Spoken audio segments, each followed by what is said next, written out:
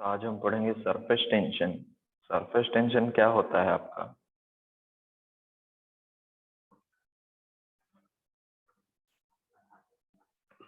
Surface tension is the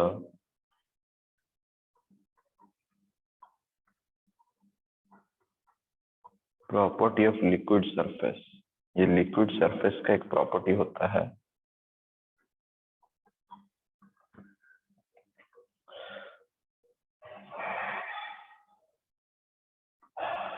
the property of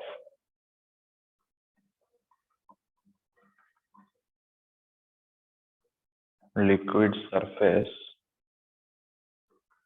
due to which it tries to attain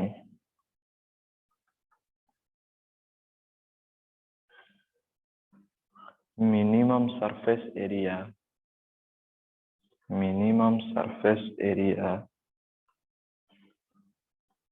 is called surface tension. Okay वो एक ऐसा property होता है कि liquid का जिसकी वजह से वो सबसे मिनिमम सरफेस एरिया में वो अटेन कर सकता है। वो जो प्रॉपर्टी होता है उसको बोलते हैं सरफेस टेंशन। ओके अब मान लो क्या होता है कि देखो मिनिमम सरफेस एरिया और उसको मिनिमम सरफेस एनर्जी भी बोल सकते हैं। ए small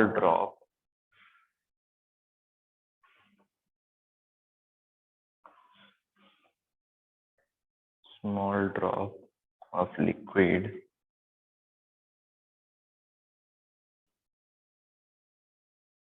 is spherical in shape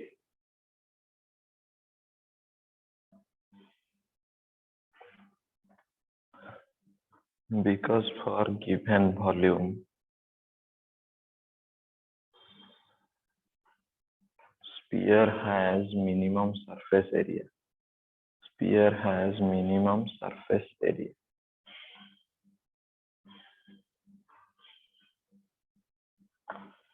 okay तो क्या होता है कि बेसिकली देखो क्या होता है कि सरफेस टेंशन अगर कोई कहता है तो बेसिकली सरफेस टेंशन क्या होता है is basically a property. This is a property किसका होगा? ये एक लिक्विड सरफेस का। ओके लिक्विड सरफेस का क्या है? लिक्विड सरफेस एक इलास्टिक बिहेवियर दिखाते हैं।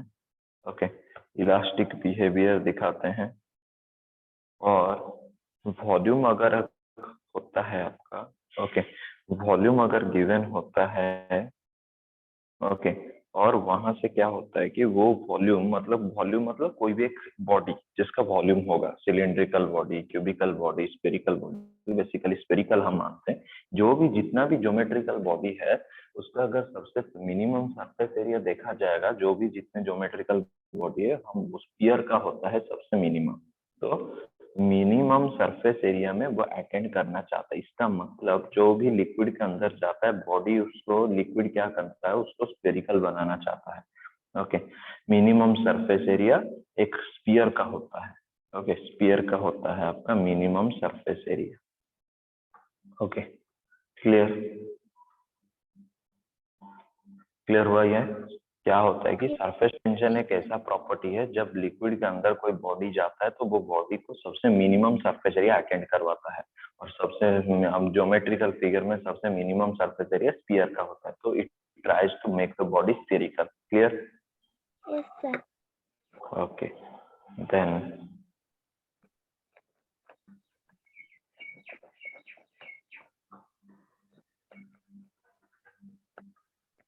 the raindrops are in spherical shape due to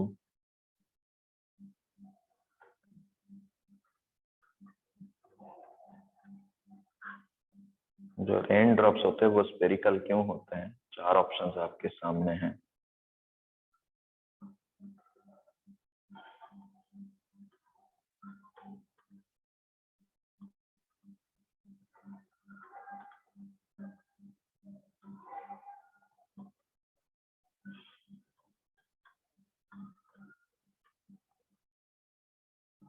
okay तो रेनड्रॉप्स जो होते हैं वो स्फेरिकल होते हैं ड्यू टू किसके लिए? सरफेस टेंशन की वजह से। ओके अब देखो, एक इमेजिन करो, आप पानी के अंदर, एक आपके पास एक पानी है। ओके, इस पानी के अंदर आपने क्या किया, एक थ्रेड ऐसे गया था, इससे आपने फेंक दिया थ्रेड को। कुछ समय के बाद देखोगे ये क्या होगा कि ये थ्रेड जो होगा वो स्फेरिकल बन गया होगा। ये थ्रेड जो होगा वो स्फेरिकल बन गया होगा। ओके ओके, तो ये क्या होता है कि लिक्विड सरफेसेस, तो यहां से क्या हुआ कि liquid surfaces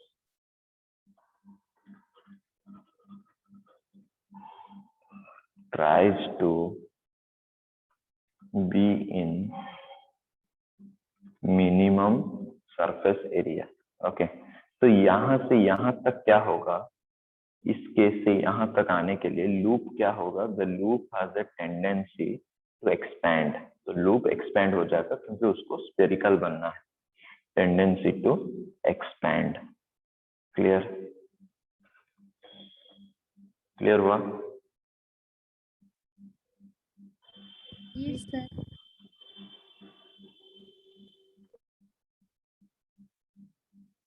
okay,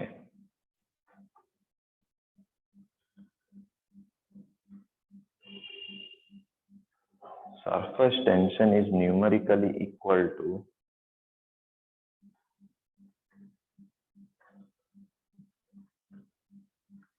the force acting per unit length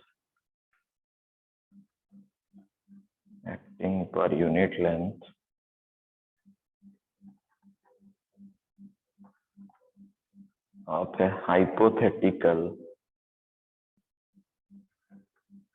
line drawn on a liquid surface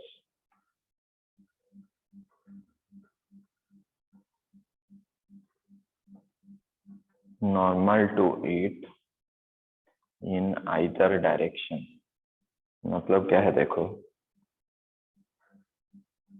देखो,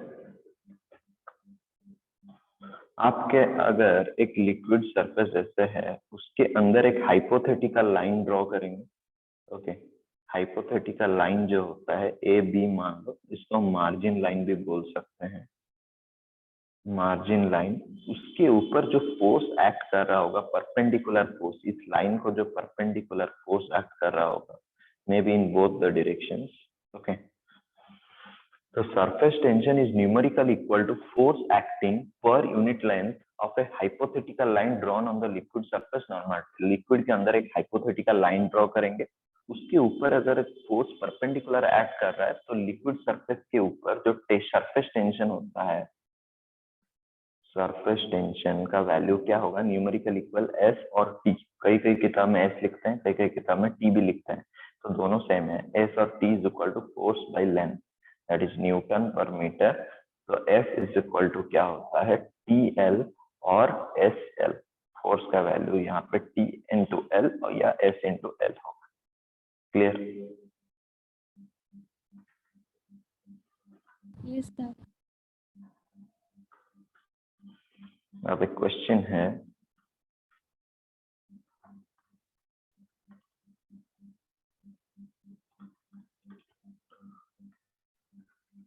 a beaker of radius 15 centimeter is filled with liquid of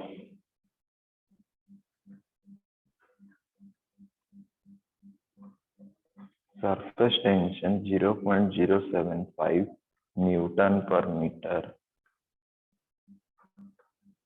force across an imaginary diameter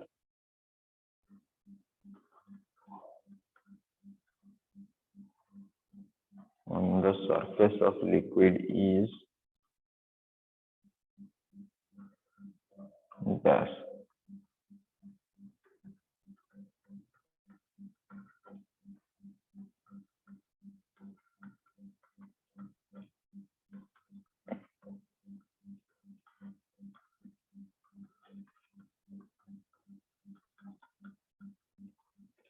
okay, तो क्या दिया है कि आपके सामने एक beaker है, एक जिसका रेडियस दिया है कितना 15 centimetre. Okay, 15 centimetre. Okay, then force across an imaginary diameter on the surface of the liquid. Okay, यहाँ पे एक इमेजिनरी डायमीटर अगर होता है, लिक्विड यहाँ तक है, तो एक इमेजिनरी डायमीटर ऐसे होगा। इस डायमीटर के ऊपर वो फोर्स कितना होगा वो पूछ रहा है। तो अगर तुम्हें सरफेस टेंशन का याद होगा, तुम्हें पता है फोर्स का वैल्यू हम लिखते हैं टेंशन इंटू एल। यहाँ पे सरफेस टेंशन का वैल्यू दिया है कितना, टी का वैल्यू दिया है 0.075 न्यूटन पर मीटर। तो ये हो जाएगा 0.075 इंटू लेंथ। लेंथ कौन सा है, ये लेंथ जो होता है diameter, length is equal to diameter, that can be written as 2 times of radius, that is equal to 2 into 15/100, क्योंकि सेंटीमीटर में दिया था इसलिए 100 करना पड़ा, तो 30/100, तो that can be written as, यहाँ पे हो जाएगा ये 30/100 और 0.3, 0.075 into 0.3, that is named as 22.5 into 10 to the power minus 3 can be written as force value. Okay, या फिर ऐसे भी कर सकते हो 2.25 into 10 to the power minus 2 newton. Option D is correct. Clear? Clear हुआ? Yes sir.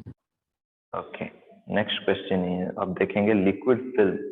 लिक्विड फिल्म क्या होता है, देखो लिक्विड फिल्म में हमेशा याद रखो, ये एक हिंट भी मैं बता देता हूँ। ओके, फिल्म अगर कहीं वर्ड यूज हुआ फिल्म में, हमेशा याद रखो always has 2 layers, always has 2 layers. ये मैं बता भी देता हूँ 2 लेयर्स कैसे हुआ।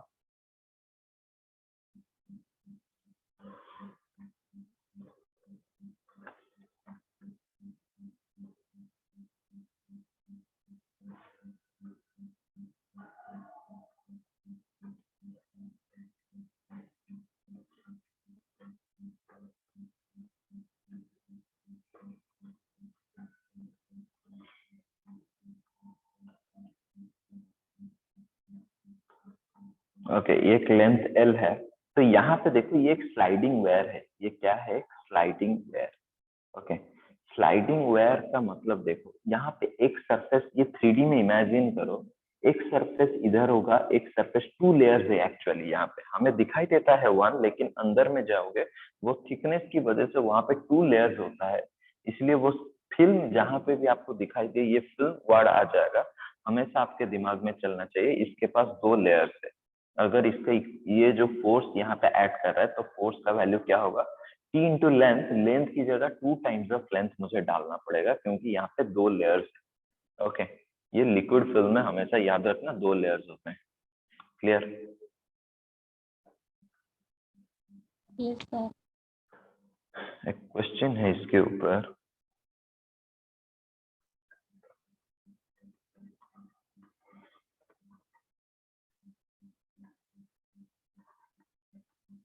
thin liquid film formed between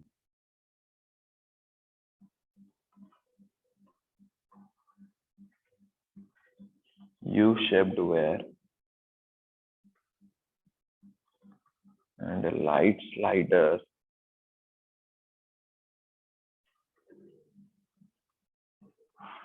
supports a weight of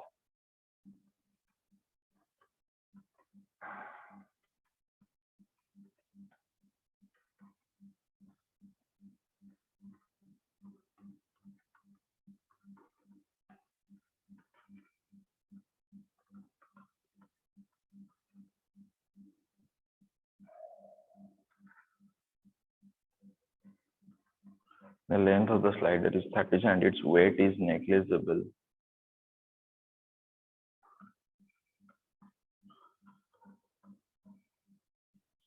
The surface tension of the liquid film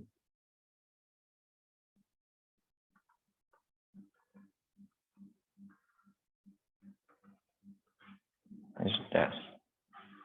diagram आपको ऐसा दिया है, ये एक फिल्म है,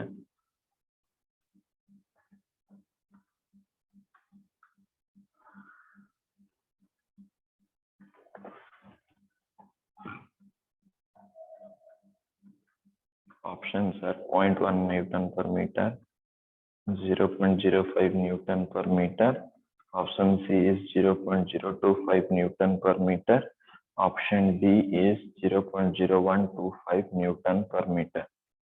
ओके, तो क्या है कि आपके सामने देखो, a thin liquid film formed between a U-shaped wire। अब देखो, पहले चीज तो देखो यहाँ पे फिल्म दिया है, तो ये एक फिल्म के ऊपर फोर्स अपवर्ड एक्ट करेगा। सरफेस टेंशन की बात जब करेंगे तो एक सरफेस फिल्म के ऊपर फोर्स अपवर्ड एक्ट कर रहा है, वेट नीचे एक्ट कर रहा है। तो एक इक्विलिब्रियम का केस अगर लिया जाए, इक्विलिब्रियम में क्या होता है कि आपका F इक्वल टू W हो जाएगा, हाँ या नहीं। और यहाँ पे फोर्स कैसे निकालेंगे, ये तो लिक्विड फिल्म है, और लिक्विड फिल्म में आपको मैंने कहा था 2 लेयर्स होते हैं, तो surface tension into 2 times of length, हाँ या नहीं। तो ये हो जाएगा T इंटू 2L, और वेट हमेशा क्या होता है कि वेट तो गिवन है। ओके, वेट जो होता है वो दिया है सपोर्ट से, वेट कितना फोर्स दिया है, वेट का W दिया है आपका 1.5 इंटू 10⁻⁻²। तो T हमें निकालना है, तो T इंटू 2L की जगह कितना लिखेंगे, 30 सेंटीमीटर, तो 30 बाई 0.003 लिखेंगे, इज इक्वल टू वेट की जगह 1.5 इंटू 10⁻⁻²। तो T का वैल्यू हो जाएगा, यहाँ पे हो जाएगा 1.5, 0.3 इंटू 2.6, तो ये हो जाएगा आपका, ये अप्रोक्सीमेटली आएगा 25 इंटू 10⁻⁻3, और you can write is as 0.025 newton per metre. Okay, option C is correct. Clear? Yes sir.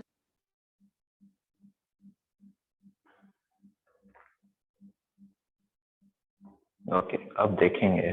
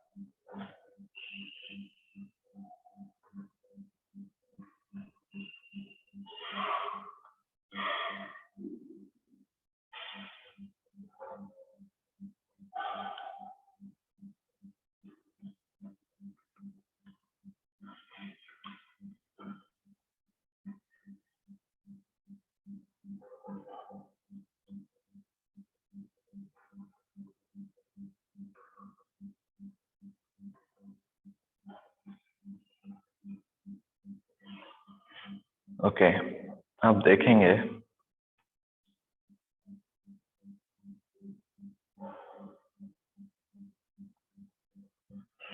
Floating of needle on water surface. अब जब एक नीडल पानी के सरफेस के ऊपर छोड़ देते हो, वो फ्लोट क्यों करता है?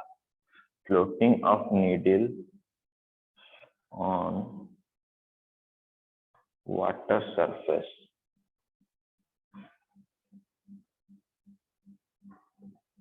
क्या होता है कि देखो,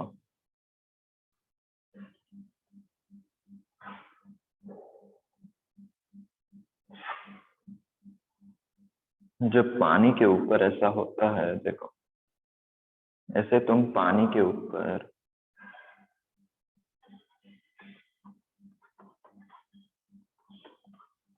जब तुम एक ऐसे पानी के ऊपर एक नीडल रख देते हो, नीडल एक ऐसा होता है, तो यहाँ पे इसका मैं डायग्राम यहाँ पे बड़ा करके कर रहा हूँ। ये जो नीडल है यहाँ पे मैं उसको बड़ा करके कर रहा हूँ, ये जो नीडल का पॉइंट होता है, एंड पॉइंट, मैं उसको यहाँ पे ड्रॉ कर रहा हूँ। देखो, तो नीडल का जो वेट होता है वो नीचे की तरफ एक्ट करेगा W। ओके, यहाँ पे जो टच हो रहा है, इस टच होने की वजह से यहाँ पे एक फोर्स यहाँ पे टेंजेंशियल इस डायरेक्शन में एक्ट करेगा, क्योंकि जो होता है वो हमेशा सरफेस को टच करता है, तो उसको परपेंडिकुलर होना चाहिए। तो इस डायरेक्शन को जो टच कर रहा है, ये वाला पार्ट, उसका फोर्स इधर होगा, और यहाँ पे इसका एक फोर्स इधर हो जाएगा, क्योंकि दोनों सरफेस में है। ओके, और ये जो एंगल है वो इस लेंथ के साथ थीटा एंगल बना रहे हैं। ओके, अब यहाँ पे थीटा जो है उसको मैं बोलता हूँ एंगल ऑफ कांटेक्ट। उसको मैं क्या बोलता हूँ? Angle of contact. ओके, तो अब ये जो आप सामने से देख रहे हो फ्रंट व्यू है आपका। ओके, तो फ्रंट व्यू है। अब क्या कर सकता हूँ मैं? फोर्स को दो कंपोनेंट में बांट सकता हूँ। ये जो कंपोनेंट हो गया आपका एफ कॉस थीटा, ओके, और ऊपर हो जाएगा आपका एफ साइन थीटा। ओके, और ओके मैं और एक डायग्राम में बनाता हूँ, यहाँ पे कंफ्यूजन हो जाएगा।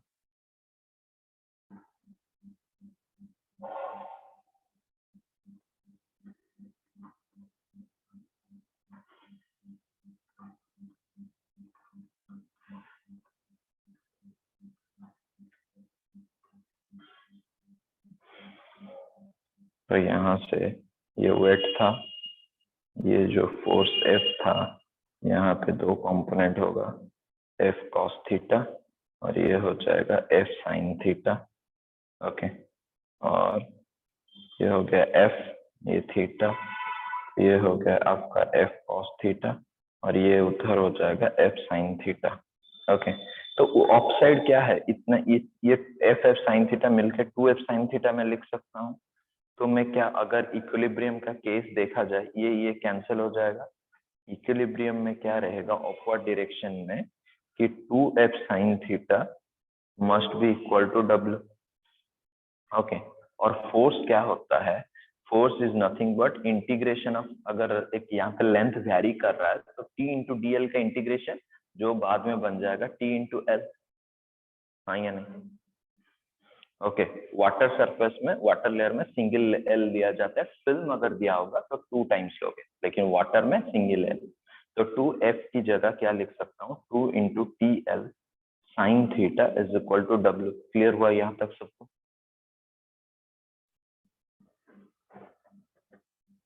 क्लियर हुआ? Yes sir. तो water floating of a needle में याद रखना कि 2 into T L sine theta must be equal to W। Okay, अब क्या होता है कि देखो,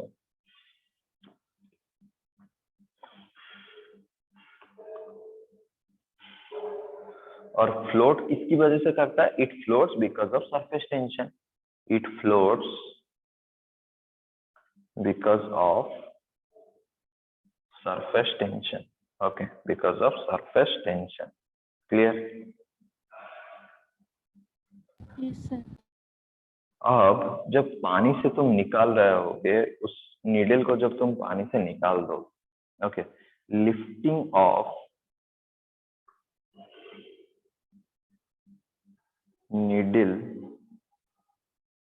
above water surface, lifting of needle above water surface क्या होता है कि देखो,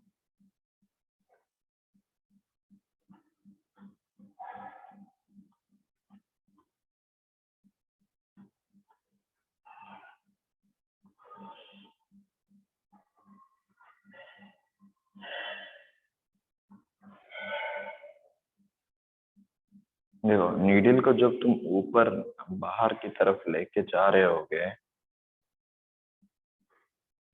तो क्या होता है कि देखो, कुछ पानी का सरफेस कुछ इस तरह बन जाएगा। जो फिल्म का पानी होगा वो कुछ इस तरह उसको एक कनकेव सरफेस बन जाएगा। ओके, पानी यहाँ पे उसको टच कर रहा होगा, तुम पानी से उसको बाहर की तरफ लेके जा रहे हो। बाहर की लेके तरफ जब जा रहे होगे तो क्या होगा कि यहाँ पे इसका तो वेट नीचे की तरफ है, और इसी सरफेस के ये जो लिक्विड की वजह से एक फोर्स क्या होगा, नीचे की तरफ एक्ट करेगा। वो चाहता नहीं होगा कि वो ऊपर जाए, और इस पार्ट का जो लिक्विड का सरफेस होगा वो नीचे की तरफ एक फोर्स दे रहा होगा। ओके, अब देखो, तब बैलेंस करने के लिए ऊपर तब तुम्हें याद करो, तुम्हें एक आपके सामने एक ऐसा है, उसके नीचे है कितना फोर्स देखो, एक एफ है, एक W है और एक F है। तो उसको ऊपर लेने के लिए तुम्हें कितना फोर्स देना पड़ेगा? अगर तुम इसको ऊपर लेके जाना चाहते हो तो W प्लस 2F से ज्यादा अगर दे दोगे तो तुम ऊपर ले जाओगे। हाँ या नहीं? हाँ या नहीं?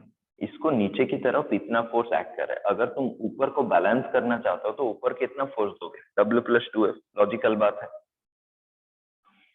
हाँ या नहीं? Yes sir.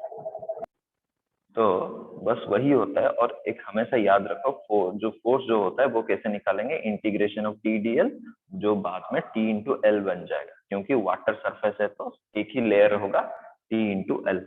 ओके, इसके ऊपर क्वेश्चन कैसे होगा देखो, बता देता हूँ।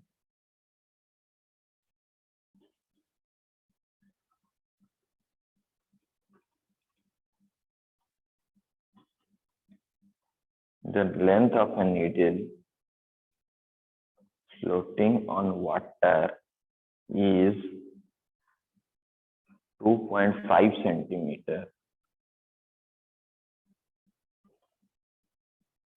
The minimum force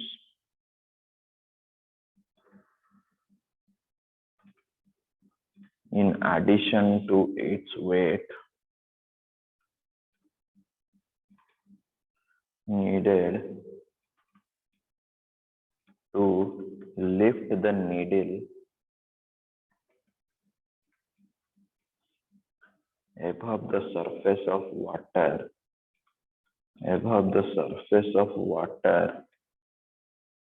will be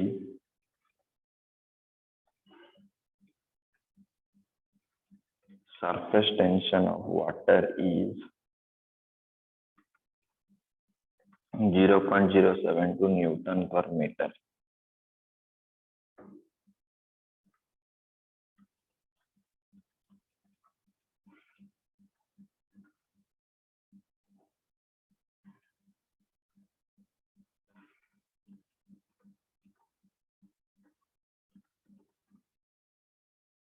देखो क्या है कि आपके सामने एक लेंथ ऑफ नीडल, जब तुम उसको लिफ्ट द नीडल, अभी अभी बताया कि लिफ्ट द नीडल मतलब ये कहानी कुछ ऐसा रहा होगा कि आपको ये याद रहना चाहिए कि इसमें एफ और यहाँ पे नीचे डब्ल्यू, ऊपर जब जाएगा तो ये हो जाएगा डब्ल्यू प्लस 2F। ओके, तो तुम्हें कितना फोर्स चाहिए, ओके, तो कितना, the surface of what, the minimum force needed, okay, in addition to its weight, okay, addition weight को मिला के कितना और weight चाहिए वो देखना है। तो फोर्स कैसे निकालेंगे, फोर्स तो मतलब 2F चाहिए, तो 2F का वैल्यू क्या होता है, 2 इंटू टी एल, तो 2 इंटू टी का वैल्यू दिया है 0.072, एल का वैल्यू दिया है 2.5 सेंटीमीटर, 2.5 बाई 100। ओके, तो इसको सॉल्व करेंगे तो ये हो जाएगा 36 बाई 10,000 न्यूटन। ओके, तो 2F का वैल्यू हो गया, तो 2F का वैल्यू क्या हो जाएगा, तो ये हो जाएगा 36 into 10 to the power -4 newton और 3.6 into 10 to the power -3 newton is your answer. क्योंकि वो पूछा था एडिशन टू वेट मतलब कितना फोर्स चाहिए, मुझे सिर्फ यहाँ पे F चाहिए था, एडिशन वेट उसको ऐड करना नहीं था। अगर वेट क्या होगा तो उसके मास में बारे में दिया हो, मास तो नहीं दिया, तो वो सिर्फ फोर्स के बारे में पूछा था कि वेट के साथ साथ कितना फोर्स और चाहिए, वो आंसर होगा 3.6 into 10 to the power -3। Clear, clear हुआ? Yes, sir.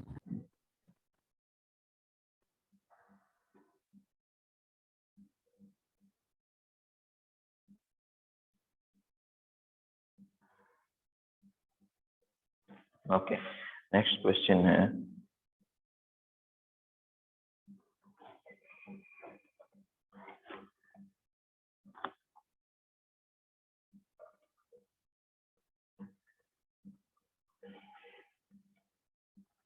"10 centimeter long wire is placed horizontally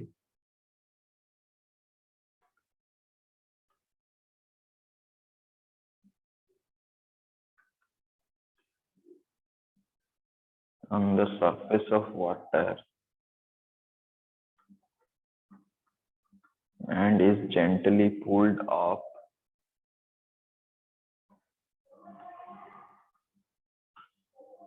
with a force of 2 into 10 to the power -2 Newton to keep the wire in equilibrium. The surface tension The surface tension of water is Newton per meter. Water in Newton per meter is dash. Okay. क्या है कि आपके सामने 0.1, 0.2, 0.001, 0.002.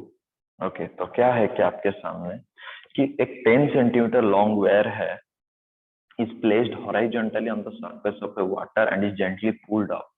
मतलब उसको मैंने ऐसे रखा था, जैसे एक लॉन्ग वेयर को मैं प्लेस किया, उसको धीरे से ऊपर की तरफ खींच रहा हूँ। ऊपर की तरफ खींच रहा हूँ मतलब वाटर है, उसको खींच रहा हूँ मतलब ये वही केस हो गया कि नीडल वाला केस।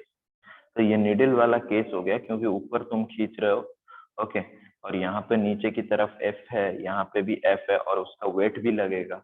ओके, तो इक्विलिब्रियम में क्या होगा कि इक्विलिब्रियम में क्या होता है कि ये जो तुम, और यहाँ पे क्या होता है कि यहाँ पे मास में बारे में कोई नहीं बताया, तो यहाँ पे जो मास होगा, वेट होगा, यहाँ पे मास इज नेग्लिजिबल, क्योंकि जो नीडल होता है उसको बहुत ही छोटा होता है। ओके, नेग्लिजिबल होता है। तो यहाँ पे ये जो फोर्स से तुम ऊपर खींच रहे हो वो दिया है कितना, 2 × 10⁻² न्यूटन। ओके, तो ये बैलेंस करेगा किसको, वेट को। तो नेग्लिजिबल है, that implies W is negligible. अगर मास नेग्लिजिबल है तो वेट भी नेग्लिजिबल हो जाएगा। तो ये 2F किसके बराबर होगा, 2 × 10⁻²। और F क्या होता है, T × L।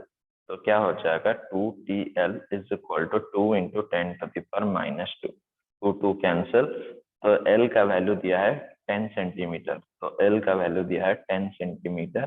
तो 10/100 इज इक्वल टू 10⁻²। तो T का वैल्यू हो जाएगा 10⁻1, that is equal to 0.1 newton per metre. Okay, so option A is correct. Clear?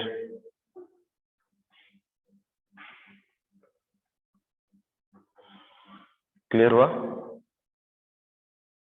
Yes, sir. Okay, तो कुछ इंपॉर्टेंट पॉइंट्स देखेंगे।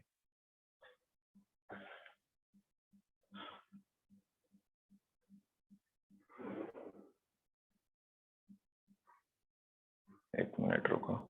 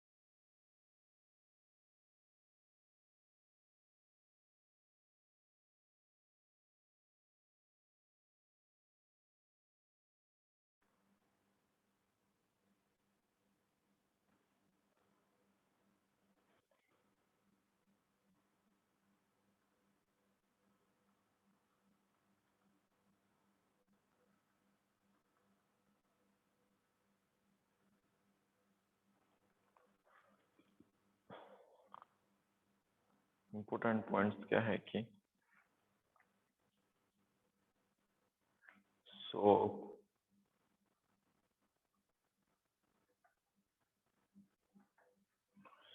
decreases the surface tension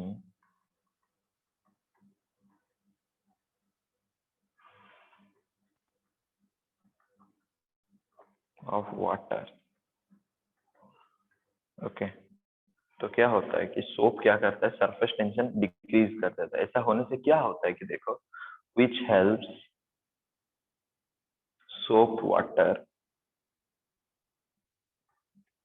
to reach in pores of clothes। देखो, तुम जब सफाई करते हो क्लॉथ की, नॉर्मल पानी में इतना ज्यादा अच्छा साफ नहीं होता है जितना सोप में होता है। क्या होता है कि देखो, ये जो सोप के क्लॉथ होते हैं, पानी के सरफेस टेंशन क्या होता है कि ज्यादा होता है, इसलिए वो उसके अंदर नहीं जा पाता है। ये पानी जो क्लॉथ के अंदर नहीं जा पाता है, सिर्फ नॉर्मल वाटर। लेकिन जो सोप होता है वो क्या होता है कि पानी का सरफेस टेंशन को डिक्रीज कर देता है, इसलिए वो क्लोथ्स के अंदर चले जाते हैं और वहां पे जो भी होता है, जो डॉट वहां पे होता है, वहां पे उसको खींच के निकाल देता है। आप जो एडवर्टाइज देखे होंगे सॉर्फ का, कि उसका पार्टिकल बहुत छोटा होता है, वो पूरा पानी के अंदर जो दिखाता है कि आपको एक जो कपड़े के अंदर जाते हैं, उसको वहां पे धुलाई करते हैं। ये एक्चुअली एक लॉजिक है, क्योंकि सोप वाटर जब होगा तो पानी का सरफेस टेंशन डिक्रीज हो जाएगा और वो क्लोथ्स के अंदर जा सकते हैं और अच्छी सफाई होगा। Okay, reach in pores of clothes and take out that. Clear हुआ? And take out that. Clear? Clear हुआ? Yes, sir. क्लियर हुआ ये point? Yes, sir. Hello? Yes, sir. Clear हुआ sir. ओके, सेकेंड पॉइंट है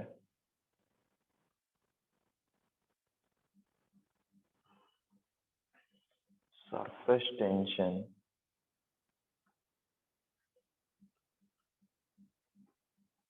of a liquid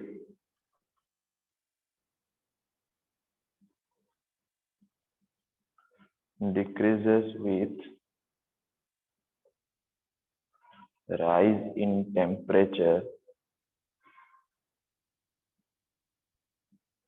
and becomes zero at critical temperature.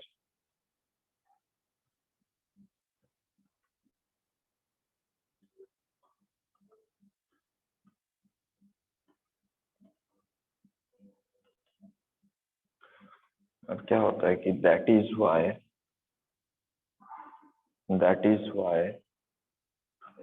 hot soup taste better than cold one. Taste better than cold one. Okay, क्या होता है कि surface tension का फिर liquid decrease हो जाता है जैसे तुम टेम्परेचर बढ़ा लेते हो। टेम्परेचर बढ़ाने से क्या होता है कि आपका सरफेस टेंशन जो है वो डिक्रीज हो जाता है। इसी वजह से हॉट सूप जो होता है उसका सरफेस टेंशन क्या होता है कि नीचे गिर जाता है और वो क्या होता है कि वो टेस्ट बेटर होता है, मतलब आपके जो टंग होता है उससे बेटर होता है, क्योंकि उसका सरफेस टेंशन कम हो जाता है। Test better. Okay, clear? Yes, sir. Okay, then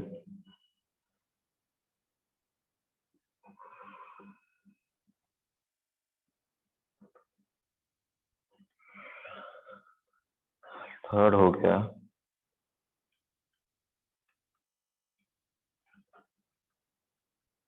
surface tension is a scalar quantity.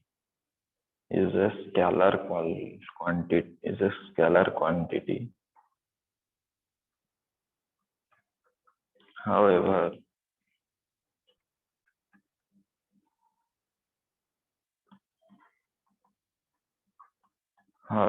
direction of the force on the line on which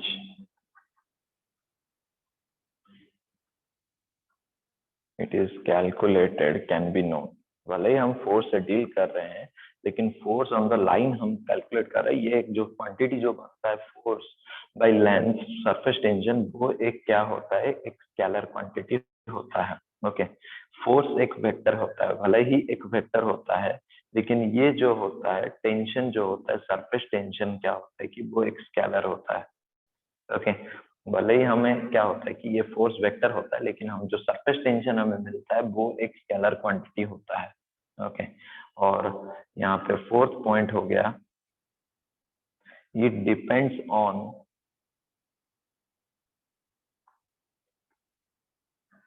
nature of liquid and its intermolecular forces and its intermolecular forces and its intermolecular forces. क्या होता है कि देखो intermolecular forces अगर high होगा,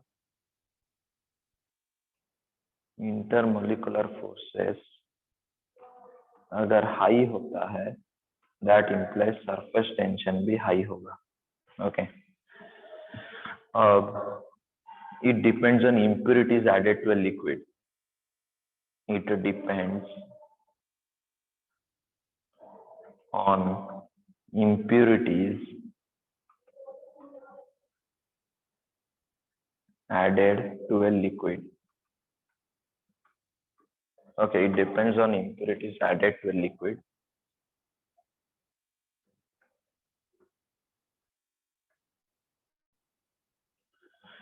Okay, ये सारे points है सरफेस टेंशन के, क्लियर हुआ? Yes, sir. अब देखते हैं surface energy.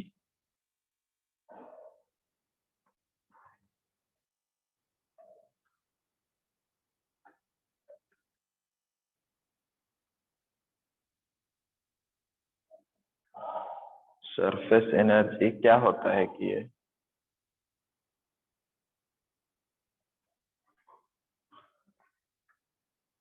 molecules on a liquid surface have some extra energy in comparison to molecules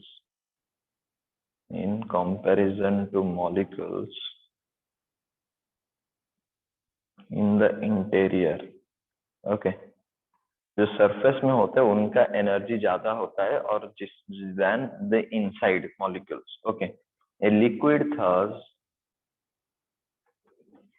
tends to have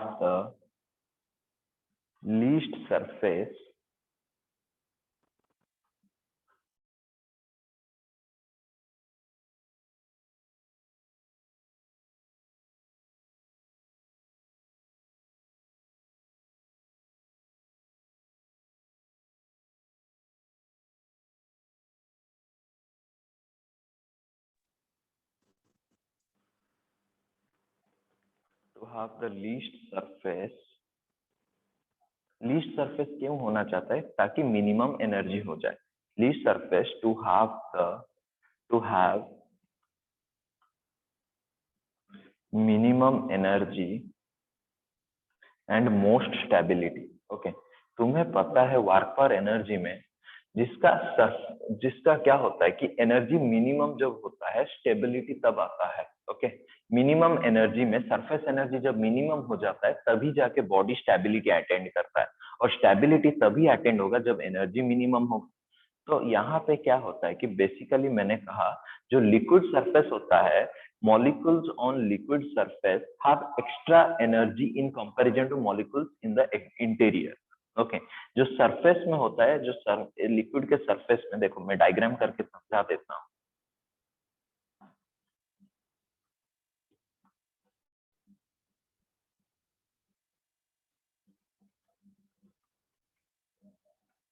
देखो यहाँ पे जो सरफेस में ऐसे एक लिक्विड हो सकता है और जो नीचे होते हैं।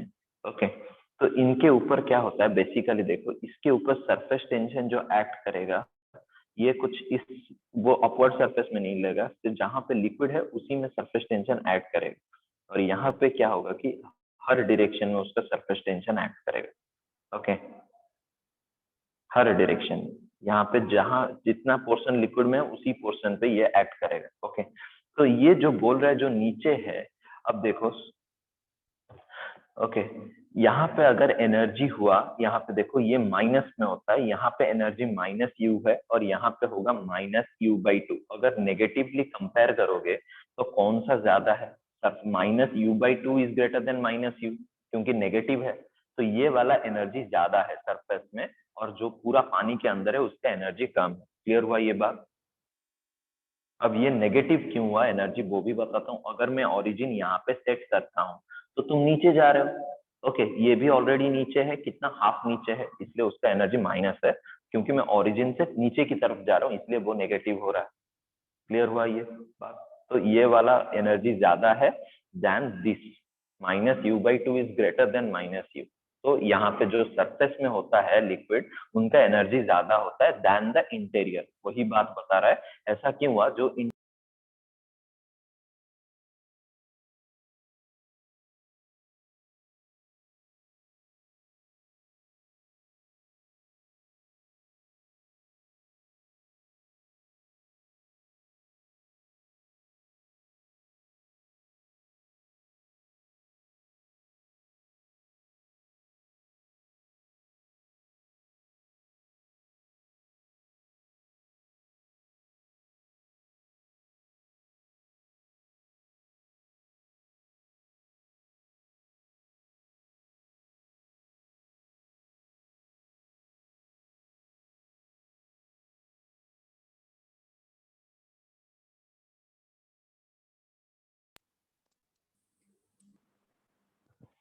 तो यहाँ पे देखो सरफेस में एनर्जी क्या होता है कि ज्यादा होता है देन इंटीरियर। अब इंटीरियर में क्यों होता है कि लिक्विड हमेशा चाहता है कि बॉडी को मिनिमम सरफेस एरिया में ले आए।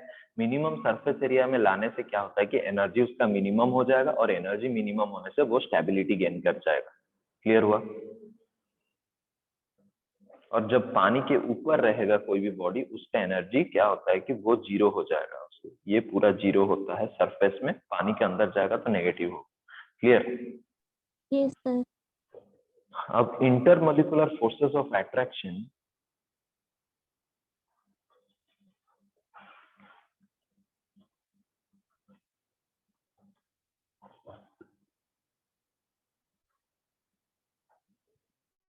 वो डिसाइड करता है आपका पोटेंशियल एनर्जी, और वो क्या होता है, हमेशा नेगेटिव होता है। Okay, it becomes negative. Okay, clear हुआ ये बात? Yes, sir.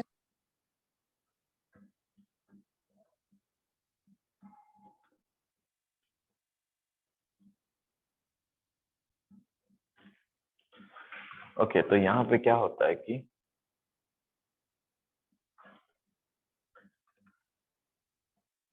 surface energy is nearly half of heat of vaporization। half of heat of vaporization मतलब क्या है कि आपका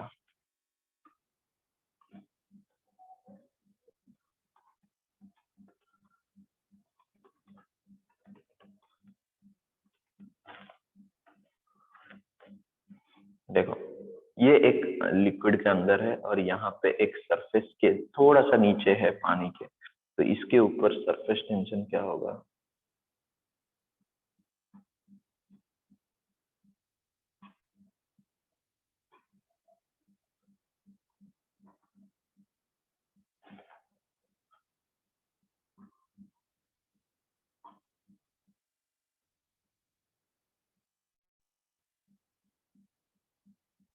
ओके, तो ये क्या होगा कि ये मान लो this is liquid 1, this is body 1, this is body 2। Okay, अब क्या होता है कि देखो यहाँ पे तीन तरीके के हो सकता है। पहला चीज मैं बताऊंगा यहाँ पे इंटीरियर। ओके, पहला जो था मेरा, ये पूरा इंटीरियर में था। पहला बॉडी जो था पूरा इंटीरियर में था। ओके, ये जो बॉडी था यहाँ पे पूरा इंटीरियर में था। ओके, ये पूरा मेरा इंटीरियर में था। ओके, अब सेकंड जो था आपका, ये मेरा सरफेस के ऊपर था। ओके, और सरफेस में मान लो अगर आपका ये जो सरफेस टेंशन हुआ x। ओके, अब जब पूरा ऊपर जाएगा बॉडी, वेपर बनेगा। ओके, वेपर में क्या होगा कि वेपर में क्या होगा कि ये जो होगा, मान लो ये हो गया x बिकम्स 2x। तो यहाँ से देखो, इंटीरियर से वेपर तक जाने के लिए ये जो हीट होता है, जो हीट रिक्वायर्ड होता है, उसी को बोलते हैं हीट ऑफ वेपराइजेशन। पूरा पानी के अंदर से वेपर होने के लिए जो एनर्जी होता है, वो एनर्जी को हम बोलते हैं हीट ऑफ वेपराइजेशन। अगर तुम ध्यान से देखोगे, ये अगर थर्ड पॉइंट में इधर ले लेता हूँ, यहाँ पे है वो, ये जो हो गया, ये आपका वेपर स्टेट में चला गया। 1 2 3। 1 जो था इंटीरियर था, उसका एनर्जी मान लो ऐसा कुछ था। जब सरफेस में गया उसका एनर्जी x हुआ, और पूरा वेपर बनेगा तो वो हो जाएगा 2x। इंटीरियर में पूरा इंटीरियर रहता है तो 0 रहता है। Okay, this is 0। ओके, जब इंटीरियर में रहता है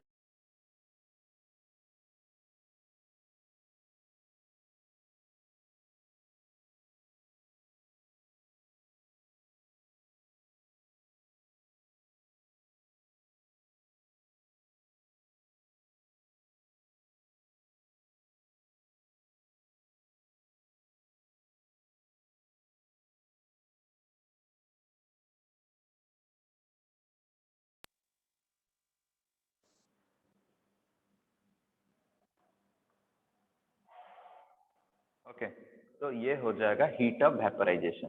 क्लियर? अब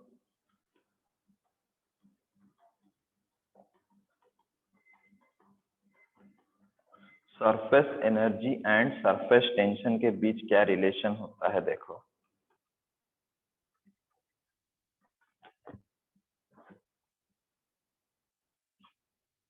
energy is directly proportional to area. यहाँ पे क्या होगा कि एरिया इंक्रीजेस, यहाँ पे क्या होगा कि सरफेस टेंशन इंक्रीजेस। ओके, और there is no formula for, यहाँ पे क्या होता है कि ये एनर्जी होता है surface energy, there is no formula for U. तो डेल यू को हम कैसे लिखते हैं? T del A. Del U क्या होता है? This is increase in surface energy, this is increase in surface energy. Okay, this is increase in area, this is increase in area. Okay, तो मतलब क्या होता है कि देखो, आप एक बॉडी को यहाँ से अगर एनर्जी यू है, वो क्या होता है कि छोटे छोटे पीसेस में आप काट लोगे। ओके, जब छोटे छोटे पीसेस में काट लोगे तो क्या हो जाएगा आपका, ये एरिया तो बढ़ेगा बढ़ेगा। ओके, सरफेस एनर्जी भी बढ़ जाएगा। Okay, clear? तो सरफेस टेंशन को ये एक फॉर्मूला भी होता है, change in energy by change in area. ये यूनिट होता है joule by metre square. Clear हुआ? Yes, sir. क्लियर हुआ? Yes, sir. Yes, sir.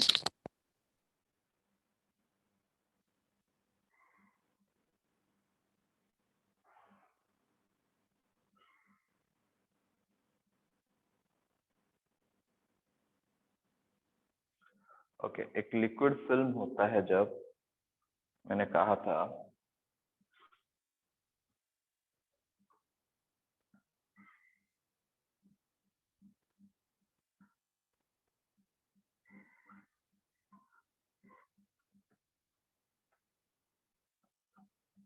ये लेंथ एल है, यहाँ पे लिक्विड एल लिक्विड है, तो यहाँ पे क्या होता है कि फोर्स अंदर की तरफ लगेगा एफ एस, सरफेस टेंशन का फोर्स एफ एस यहाँ पे भी लगेगा। अगर यहाँ पे तुम एक्सटर्नल फोर्स दे रहे हो, यहाँ से एक्स डिस्टेंस उसको मूव किए, तो सरफेस टेंशन का फॉर्मूला होता है T इंटू 2L।